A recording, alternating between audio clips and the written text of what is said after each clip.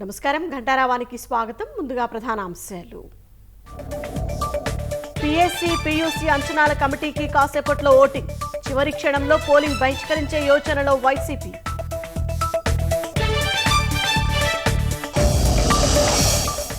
నేటితో ముగియనున్న శాసనసభ బడ్జెట్ సమావేశాలు. వైసీపీ విధ్వంసం, కూటమి పునర్నిర్మాణంపై చర్చ.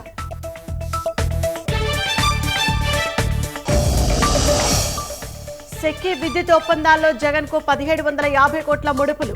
అదాని సంస్థల నుంచే ఇచ్చినట్లు అమెరికా ఎఫ్బీఐ నిర్ధారణ.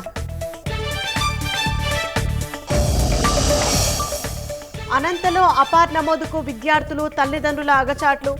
తప్పుల సవరణకు కేంద్రాల వద్ద రాత్రిళ్లు జాగారం.